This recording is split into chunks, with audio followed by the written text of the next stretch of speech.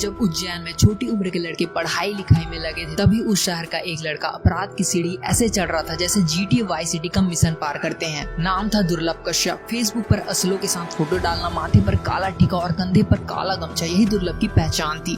देखते ही देखते पूरे उज्जैन में 16 साल के इस लड़के की चर्चा होने लगी। जल्द ही कश्यप ने अपना गैंग बना लिया। फिर क्या था, रोज पुलिस थानों में एक ही नाम से कई FIR दर्ज होने लगी। पुलिस भी हैरान थी कि महज 16 साल का लड़का इतना आतंक कैसे मचा रहा है। अब कहानी शुरू से शुरू करते हैं। 8 नवंबर सन 2000 को एक बिजनेस कारोबारी पिता और सरकारी टीचर माँ के यहाँ किलकारी उठी और जन्म हुआ एक लड़के का। पिता ने नाम रखा दुर्लभ। उनका मानना था कि बड़े होकर उनका बेटा एक अच्छा और कुछ हट के काम करेगा। हुआ भी कुछ ऐसा, अच्छा तो नहीं लेकिन सबसे हट के जरूर दुर्लभ ने काम किया और अपराध का रास्ता चुना। पहले स्कूल से शुरुआत की।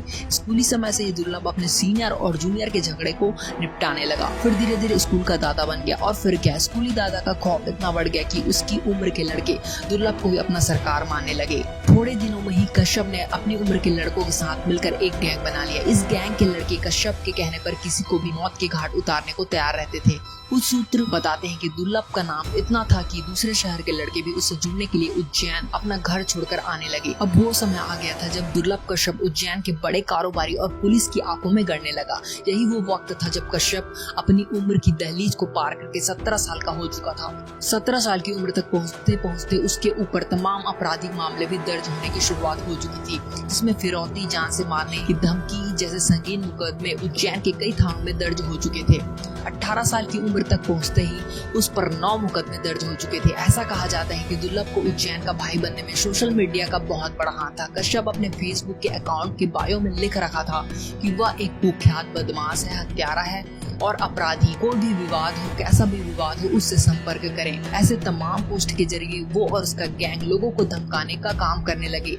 लेकिन कहते हैं ना कि अपराध की दुनिया ज्यादा बड़ी नहीं होती। जैसे ही उज्जैन पुलिस को इन पोस्ट के बारे में 27 अक्टूबर 2018 को पता चला, वैसे ही दुर्लभ और उसके 23 साथियों को गिरफ्तार कर लिया गया। और ये पहली बार था जब दुर्लभ कश्यप को जेल हुई थी। दुर्लभ कश्यप जब जेल में था तो उस वक्त के तत्कालिक SP सचिन अतुलकर ने उससे कहा था कि कश्यप, तूने कम उम्र में बहुत लोगों से दुश्मनी पाल ली है, तू जेल में है तब तक जिंदा है, बाहर निकलेगा तो कोई न कोई तुझे मार देगा। और बाद में SP साहब की भविष्यवाणी बिल्कुल सच साबित हुई।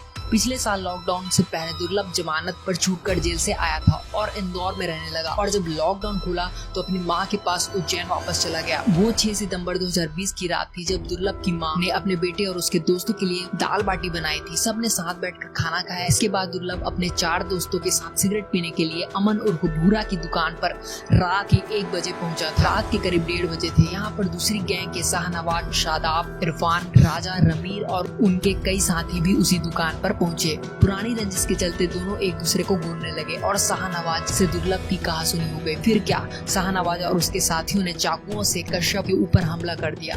दुर्लभ ने शाहनवाज पर गोली भी चला दी जो उसके कंधे पर लगी और वो घायल हो गया। इसके बाद शाहनवाज के साथी दुर्लभ और उसके दोस्तों पर टूट पड़े। दुर्लभ के साथ उसके 4 दोस्त थे जबकि शाहनवाज के साथियों की संख्या काफी ज्यादा थी। इन लोगों ने दुर्लभ पर चाकुओं से वार करना शुरू कर दिया और उसके दोस्त अपनी जान बचाकर भाग गए। कश्यप के दोस्त अभिषेक शर्मा का कहना है कि शादाब चाकू मार रहा था और चाय वाला बुरा कह रहा था कि शादाब भाई, इसे खत्म कर दो, जिंदा मत छोड़ना। दुर्लभ को 34 बार चाकू से गुदा गया था और मात्र 20 साल की उम्र में उसकी मौत हो गई। इस गैंगवार की खबर से पूरे उज्जैन की नींद खुल गई। हर चैनल पर बस कश्यप की खबरें चल रही थी। वो माँ जिसने कुछ समय पहले अपने बेटे को खाना खिलाया था, थोड़ी ही देर बाद अपनी बेटे की शिनाख्त करने के लिए उसे बुलाया गया। दुर्लभ की मौत के 7 महीने बाद उसकी माँ पद्मा ने भी इस दुनिया को अलविदा कह दिया। पिता मनोज कश्यप चाहते हैं कि जिस राह पर उसका बेटा गया उस रास्ते पर कोई भी ना चले। दुर्लभ हत्याकांड के मुख्य आरोपी को भी जेल में उसकी मौत हो गई। वह छत पर चढ़ा और वहां से औंधे मुंह नीचे कूद गया जिससे उसके सिर पर गहरी चोट आई। उपचार के लिए उसे तुरंत अस्पताल पहुंचाया गया लेकिन उसकी जान नहीं बच सकी। तो बस आज के वीडियो में इतना ही। अगर वीडियो थोड़ा सा भी पसंद आया तो लाइक करना, शेयर करना, कमेंट करना और चैनल को सब्सक्राइब जरूर करना। और आप ऐसी और भी गैंगस्टर की स्टोरी देखना चाहते हैं तो नीचे कमेंट जरूर करें। तो मैं मिलता हूँ नेक्स्ट वीडियो में, तब तक के लिए बाय।